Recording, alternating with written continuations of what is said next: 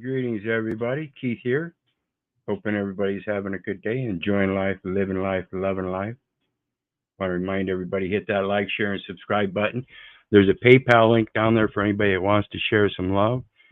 And, of course, the StreamYard link is there for anybody that wants to join the panel. We've got Iman with us tonight. How you doing tonight, sister? All is well, brother, for right now. I just got a little hiccup, but I'm good. Good deal, good deal. All right, well, let's get into it. Tonight we're going to talk about that safe harbor again, but we're going to talk about it as part of diplomatic foreign service. And this goes to that thing about you feed a man a fish, you feed him for a day. You give him a fish, you feed him for a lifetime. Or you teach him to fish, you feed him for a lifetime. And the principle of that is the education. And like I said before, most of us walk out of high school with a high school diploma. So it has to do with being able to be diplomatic upon foreign people, foreign entities, and knowing those different languages that they speak. So we're going to talk about that safe harbor again, and we're going to go back to the very first one that we looked at last night. Oops, let me first start with this, I guess.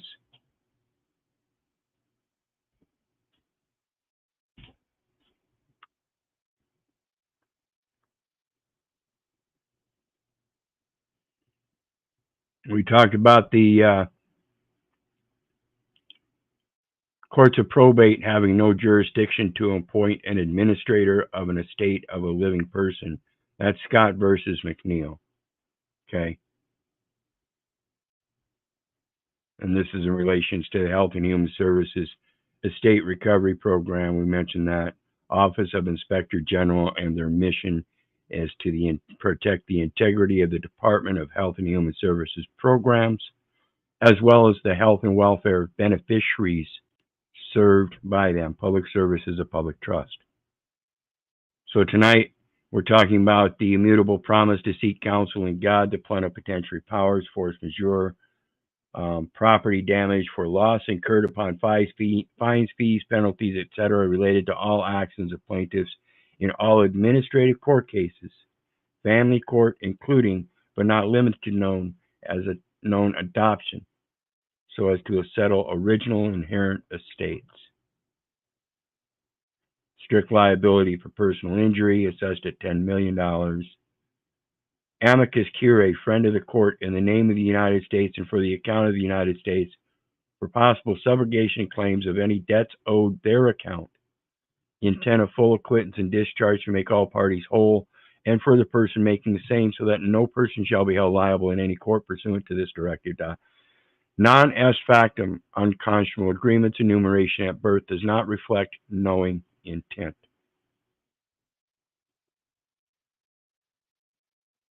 So let's take a look at it. Got to get rid of this.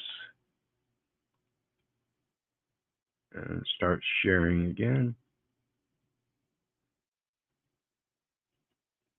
So when we look at the safe harbor regulations, see if I can blow this so everybody can read it real good.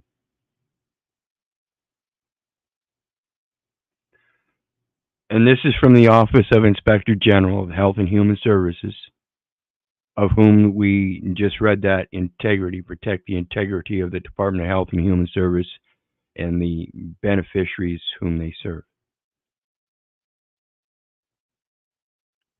The safe harbor regulations describe various payment and business practices that, although they potentially implicate the federal anti-kickback statute, are not treated as offenses under the statute. Safe harbor regulations in their entirety can be found here. And we took a peek at that last night as well. We'll take another peek. Links to Federal Register notices containing preambles to the safe harbor regulations appear below. And then all of these.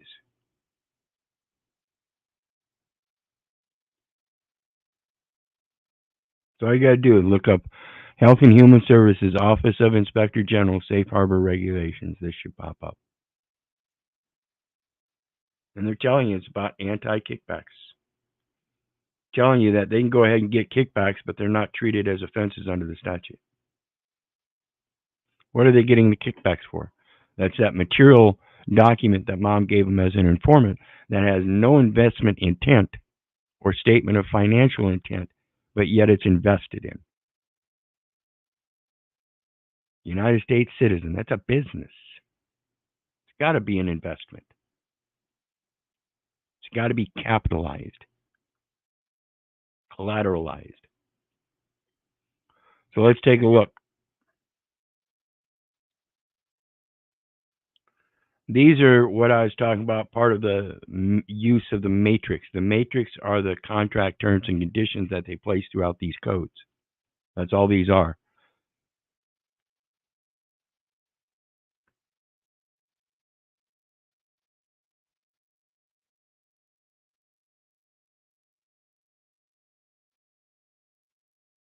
Warranties.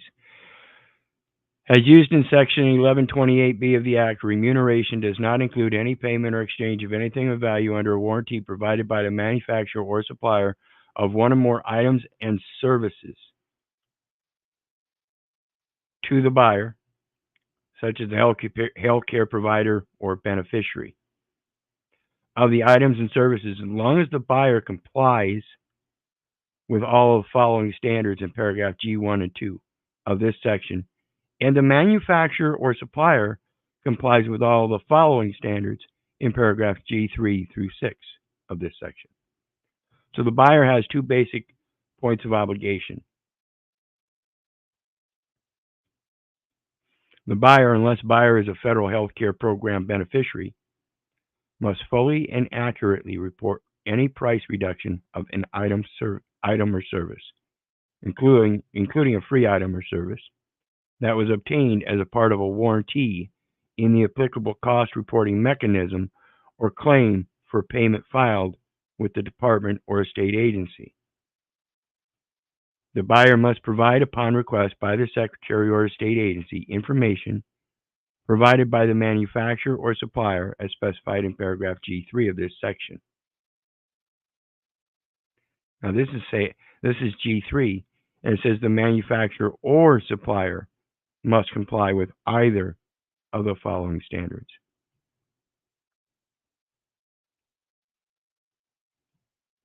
That language right there is very slick. That's the disposition of a liability to another party.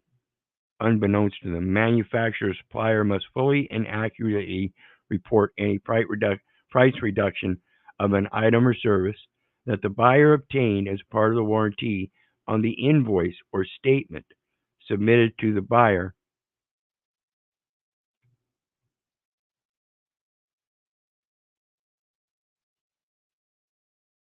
and inform the buyer of its obligations under paragraph G1 and 2 of this section.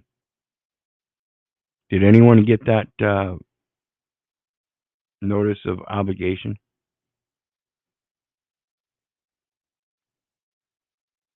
Information.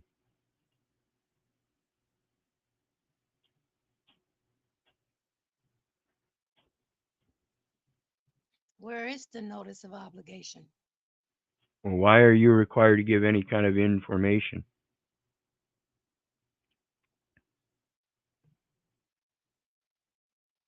You would have to be part of that association to first be required, or first to then be required. Oh, I thought you were asking a question. No, that's just plain. You're not subject to this unless you're part of that association. Part of that association, as we use the terms here, is buyer and seller. So you have to understand what you're doing in all these contracts and everything. They're actually contract terms and conditions required to implement the statutes or executive orders - commercial items, commercial services. And like I said, everybody's being considered to volunteer their personal services to manage the estate for which the state is administrating through the Social Security Administration, and they're the ones that authorized you to do so. That's a public office. You're performing the functions of public office, trade, or business. You've established yourself as a person representing that, as a being, the representative of the person in commerce. Nowhere else.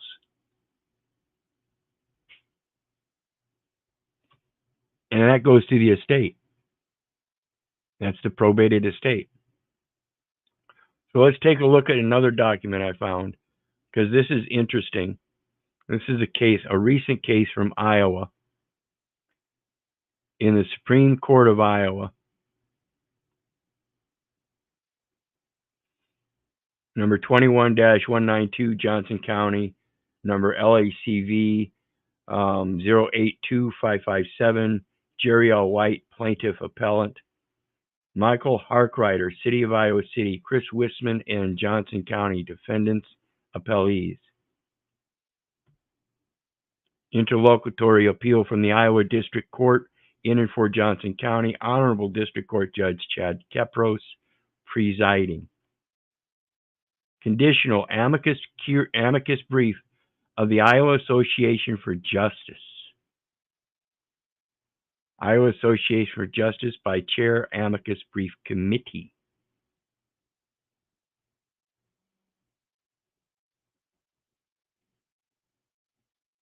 Certificate of service, all that, The Municipal Tort Claims Act does not obviate the need to determine and declare that Article 1, Sections 1 and 8 are self-executing. This is your ability to contract.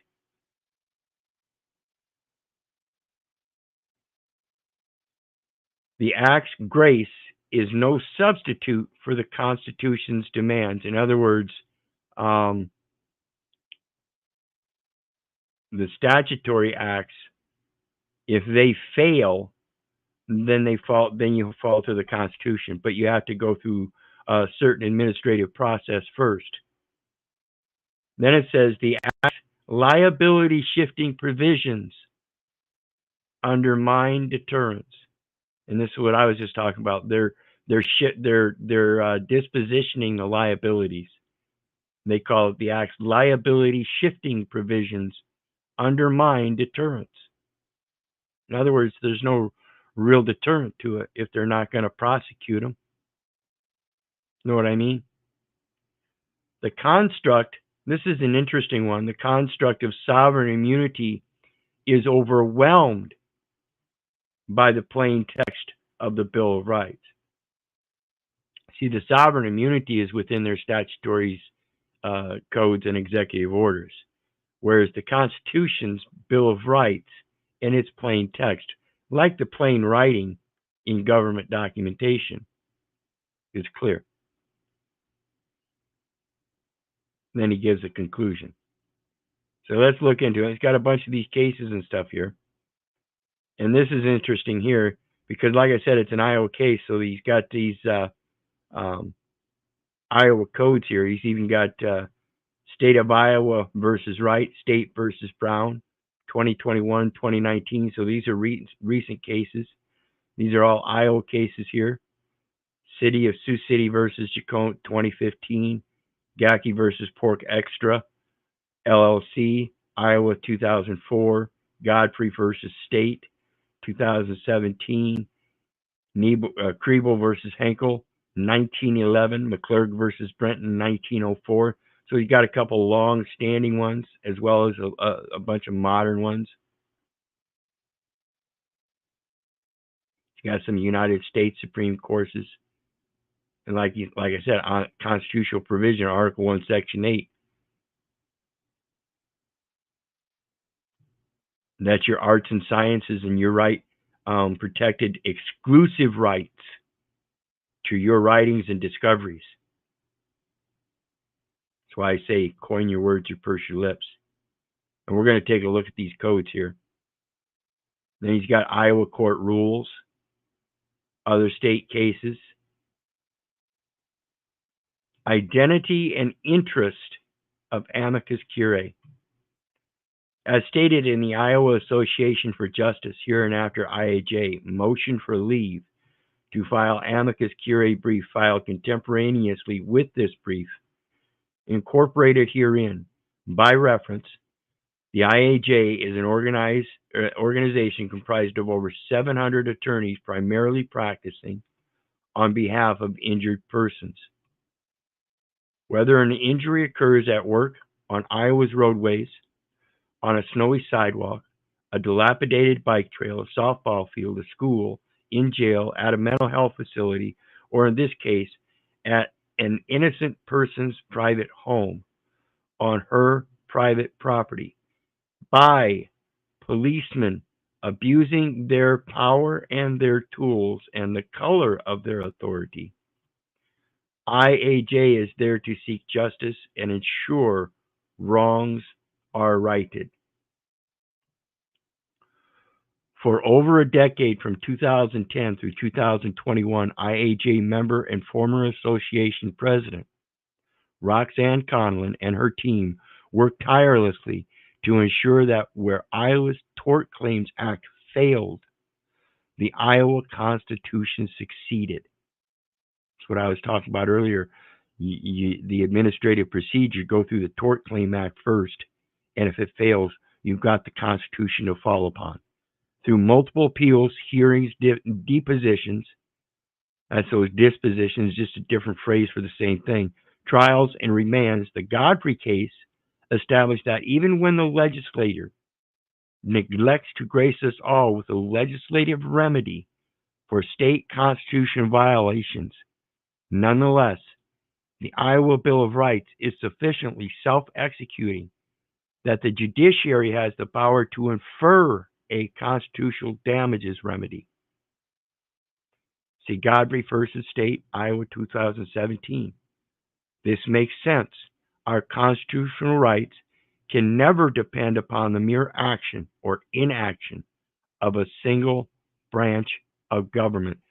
This is why they have the separation of powers, and this is why they are interlaced.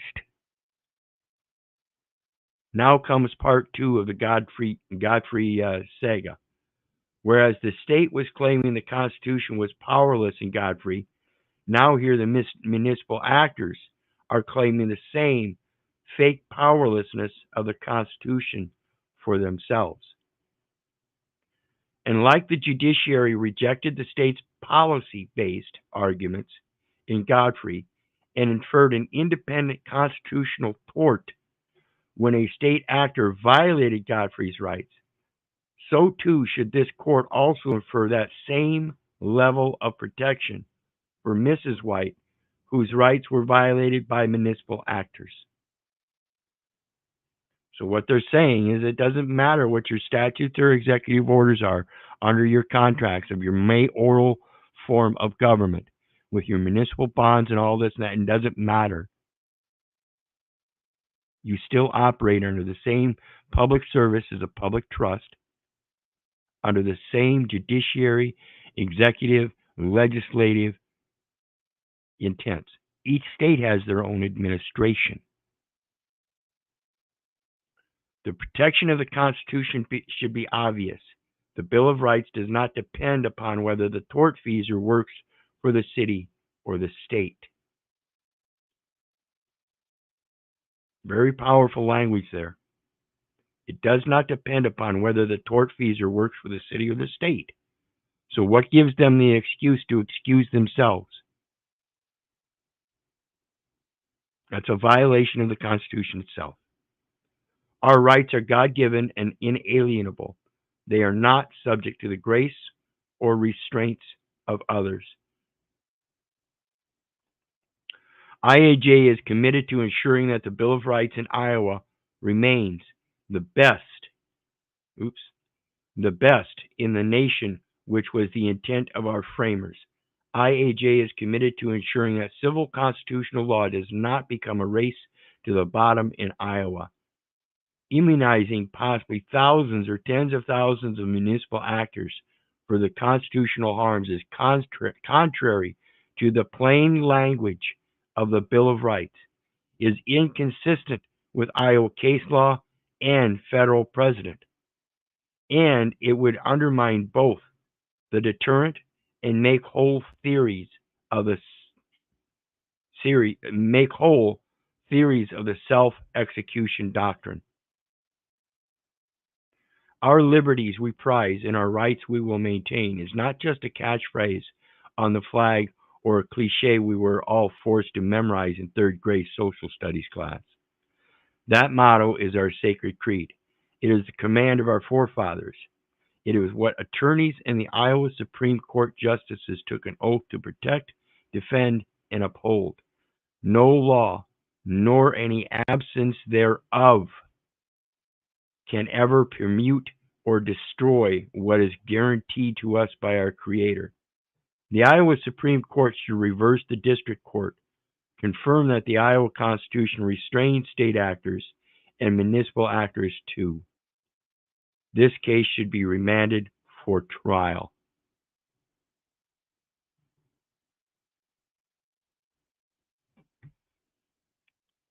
I don't know what you guys think, but that seems to me the clear defining of what the constitutional powers actually are, and that is superseding any tort claim feasors, no matter whether you work for the government or not. That's why it has that Bill of Rights. What do you think, sister? I'm sorry, brother. Forgive me. I was um,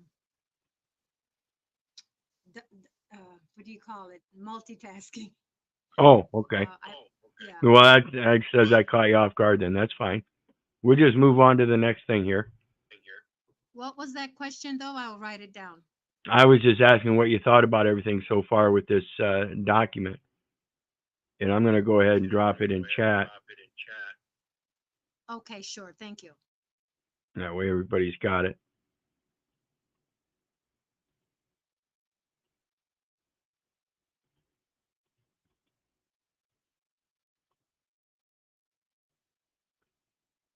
Okay, there we go.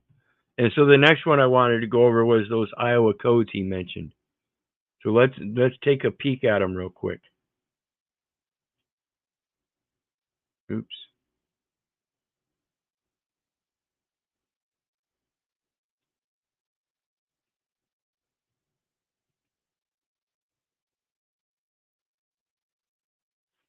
This is Iowa code. It says tort liability of governmental subdivisions.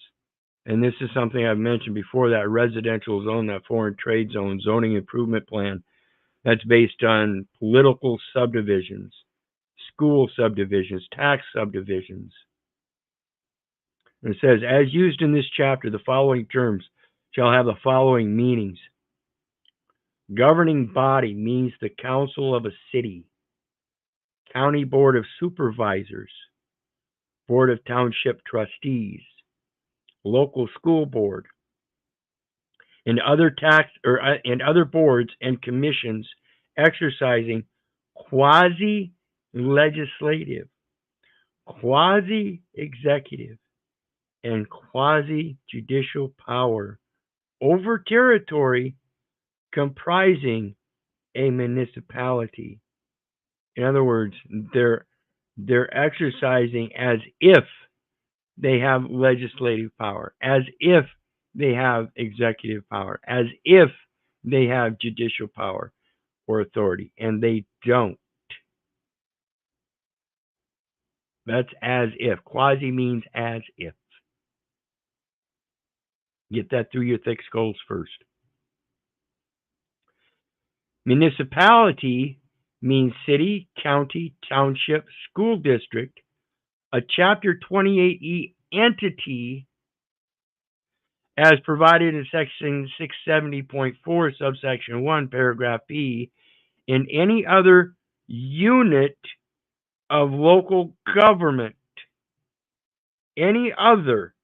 So it's got to be in a class of units of local government. Remember that resident determination in Iowa for income tax purposes. And then, of course, the resident in the federal code is no person shall reside within the zone except federal, state, or municipal officers or agents whose resident presence is deemed necessary by the board. And of course, that would mean you would be a unit of local government. And like I said, it's not United States, it's United States. You're a contract postal unit. Officer includes but is not limited to the members of the governing body. Tort means every civil wrong which results in wrongful death or injury to person or injury to property or injury to personal or property rights, and includes but is not restricted to action based upon negligence, error, or omission, nuisance, breach of duty, whether statutory or other duty, or denial or impairment of any right under any constitutional provision, statute, or rule or law. See, they really don't have any authority or power to be doing what they're doing when the entire record is in error.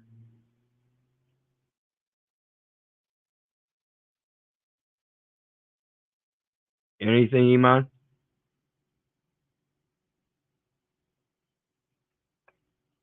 Okay. Okay, now what did you say about the entire record being in error? Yeah, if it's the United States is a United States business, means a United States citizen, and that citizen has a standard to be born in the United States, or the birth has to be registered in the United States, and there's no such registry, it's an Correct, there isn't. impossibility. It's an error. It The is an entire error. record is. It is. It is an error. Again, in my opinion and my discernment. So the next one I got is 670.4, claims exempted. Isn't that the one we just spoke about? 670.4, provided in 670.4, subsection 1, paragraph P. So let's see if we can find paragraph P.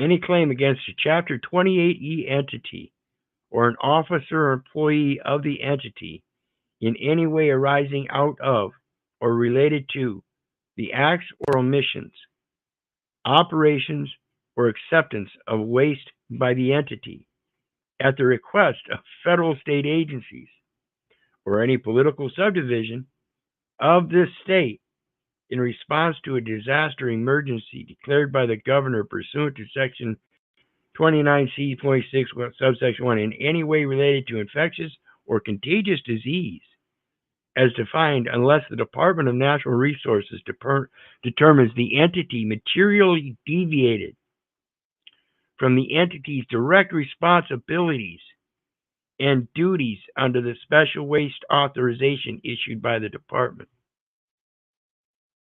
Huh. Anybody been given that notice? So let's take a look at the very first one, because this is the interesting part. The liability imposed by section 670.2 shall have no application to any claim enumerated in this section. Any claim by an employee of the municipality which is covered by the Iowa Workers' Compensation Law. Any claim in connection with the assessment of collection of taxes. Any claim based upon an act or omission of an officer or employee of the municipality exercising due care in the execution of a statute, ordinance, or regulation, whether the statute, ordinance, or regulation is valid. See, it doesn't even have to be valid, folks. Or based upon the exercise or performance or the failure to exercise or perform a discretionary function or duty on the part of the municipality or an officer or employee of the municipality, whether or not the discretion is abused. So whether or not the discretion is abused and whether or not the damn thing's valid or not doesn't make a damn bit of difference. There's some kind of exemption. How the fuck is that? Huh? Any claim against a municipality as to which the municipality is immune from liability by the provisions of any other statute, or where the action based upon such claim has been barred or abated by operation of statute or rule of civil procedure.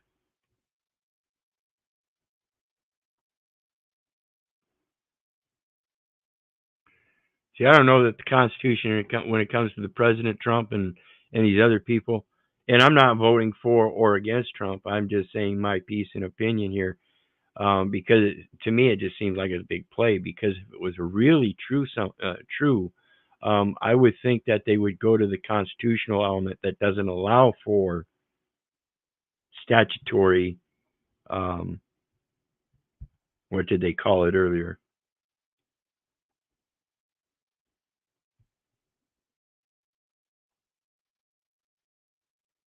What was it? What did he call it here?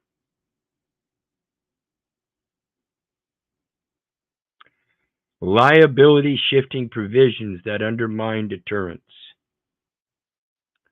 Liability shifting provisions that undermine deterrence.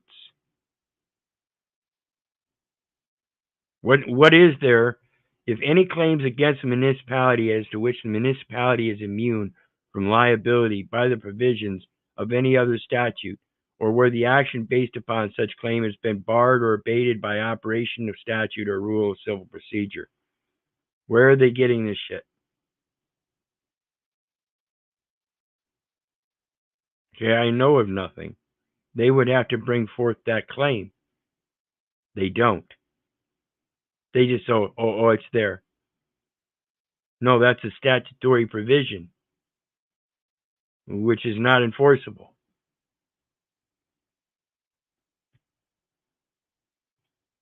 That means you have to go to the Constitution. Do you understand that, folks?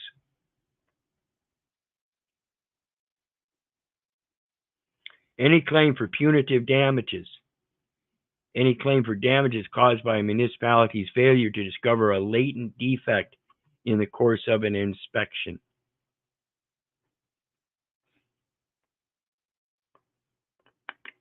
I'm not making a claim for damages in the tort claim.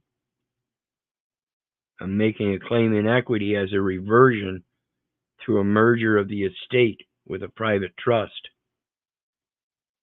So I may manage my estate privately and not through some kind of false administrative probate estate. And that has absolutely no authority to do so. Any claim based upon or arising out of a claim of negligent design or specification, negligent adoption of design or specification, or negligent construction or reconstruction of a highway, secondary road, or street as defined in section. See, we're talking about certain things.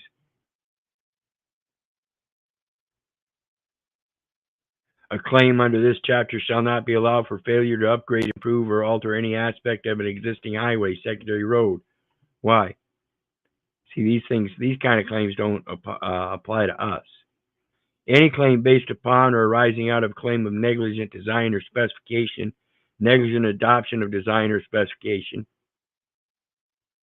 any claim based upon an act or omission by an officer or employee of the municipality or municipality's governing body in the granting, suspension, or revocation of a license or permit, where the damage was caused by the person to whom the license or permit was issued, unless the act of the officer or employee constitutes actual malice or criminal offense. And I got to remind you, folks, while you're sitting there with that license or that state ID in your pocket, remember it's got the state's name on it first, and then you're playing the part as the officer or agent, and then giving an address as that agent in trust. You're playing the part of the trustee, as the principal has you under some kind of contract, and that is evidenced by the very card you're holding. So, Brother Keith, does that mean that the address that's being used, is that an implication that it's a business? Yeah, principal, a primary place of principal, business. Yeah, principal place right, of primary business place of business, as a correct. contract postal unit, part of the United States. Any claim based upon an act or omission of an officer or employee of the municipality, whether by issuance of permit, inspection, investigation, or otherwise, and whether the statute, ordinance, or regulation is valid, if the damage was caused by a third party, event, or property not under the supervision or control of the municipality, unless the act or omission of the officer or employee constitutes actual malice or criminal offense. Again, and this is why we give them notice, because once you give them notice, they're not supposed to act inappropriately by misappropriating funds based on a fact that you've already clarified and rebutted. Hey, we have to fix something here. It goes again to the integrity of the Department of Health and Human Services, which is their record, and accordingly the welfare of the beneficiary. A claim based upon or arising out of an act or omission of a municipality in connection with an emergency response, including but not limited to acts or omission in connection with emergency response communication services. Emergency response communication services is the dispatch. For the purposes of this paragraph, municipality includes a nonprofit corporation. See that? That delivers such emergency response services on behalf of a city, county, township, or benefited fire district pursuant to a written contract. Pursuant to a written contract. The city, county, township, or benefited fire district shall file the written contract and any amendment, modification, or notice of termination of the contract in an electronic format with the Secretary of State within 30 days of the effective date of the contract, amendment, modification, or termination in a manner specified by the Secretary of State. A claim relating to a swimming pool or spa, okay? A claim based on an act or omission by a county or city pursuant to 717(2)A or 717(B) relating to either of the following: neglected livestock, maintaining or disposing of neglected livestock. Any claim for injuries or damages based upon or arising out of an act or omission of an officer or employee of the municipality or municipality's governing body in arising out of a recreational activity, and arising out of a recreational activity occurring on public property where the claimed injuries or damages resulted from the normal and expected risks inherent in the recreational activity. So let's take a look at this.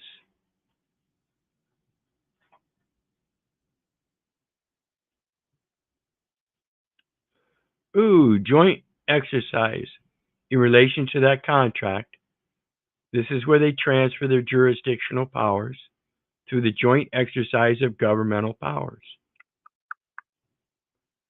So when the local police are called by the local postal service through dispatch, there's a governing contract.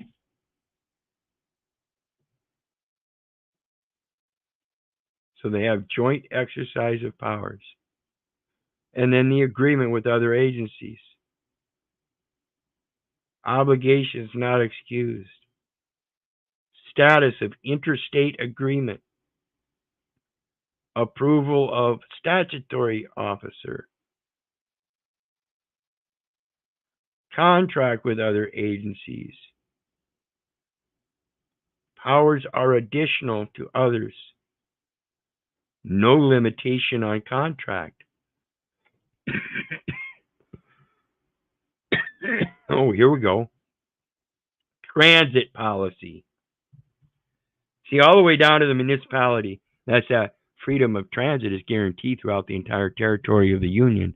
The first article of the Constitution of the Universal Postal Union.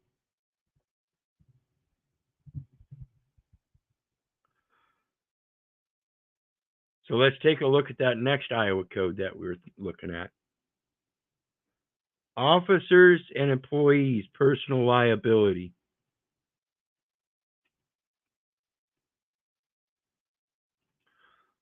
All officers and employees of municipalities are not personally liable for claims which are exempted under Section 670.4, except claims for punitive damages and actions permitted under Section 8520. An officer or employee of a municipality is not liable for punitive damages as a result of acts in the performance of a duty unless actual malice or willful, wanton, reckless misconduct is proven. So again, the administrative process that says, okay, well, I've given you notice that what you're doing is causing loss, damage, and injury. Here's how. And this is an injunction, an estoppel. You're no longer supposed to be doing that. You're treating me wrong. You're not treating me as a proper American. You're treating me as a United States citizen, as a business. There are distinctly different interests involved, and you're causing harm to me. Once you give them that notice and they still move forward and press on in that commercial interest in those commercial venues of Article I corporate courts, as if though you're a United States business, when in fact you know you're not and they have no evidence that you are, again, that's an impossibility. There's no birth registry in the United States proving that such a business exists. There's implications. There's records on an individual, and any individual's name and number identify the record. It does not identify me. Quit misidentifying me. And then, of course, the next one, when it relates to those punitive damages, is the money judgments.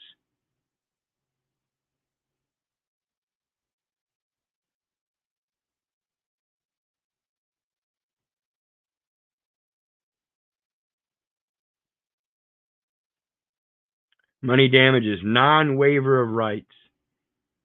This chapter shall not be construed to be a waiver of sovereign immunity. So here we are, wrapping right back around. Like I told you, folks, the safe harbor is much like an immunity. So let's work with the immunity.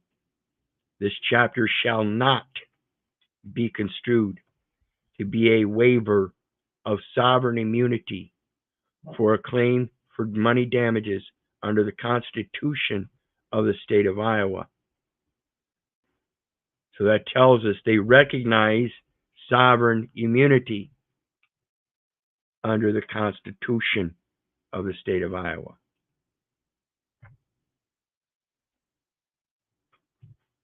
That's where the immunity comes. But again, you have to be just and righteous about your actions.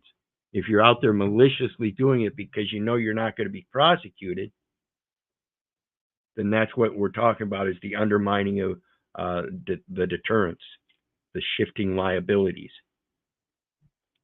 Why are we calling each other with liabilities when we have immunity on both sides, as long as we conduct ourselves in good faith?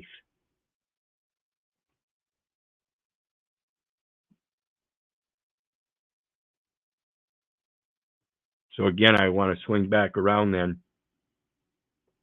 Welcome back, Iman. I want to swing back around then to that diploma. Because when it comes to the diploma, it's a matter of being able to go out onto foreign lands and teach others what you've come to know. And that's the importance of the education. So again, you feed a man for a day if you give him a fish. You feed him for a lifetime if you teach him to fish. But the inherent principle is the aspect that you go out and share that message to others so that they too can feed themselves for life and share that message. Just sharing the technique of fishing isn't it doesn't encompass the whole thing. That's like the faith part of it. But faith without works is dead. The true work of it is being able to share that talent in teaching so that others take that talent and teach. Not just go around giving each other fishes or feeding themselves for a lifetime. And with that, we come to the end of tonight's stream. again, as it relates to that safe harbor, and using that as an aspect in your own sense. But again, using that equity aspect, he who wants equity must first come with equity. He who seeks equity must first come with clean hands. Make sure what you're teaching is true and pure, that you have firsthand experience with it so that others can accept it and use it. You got anything on the way out, sister?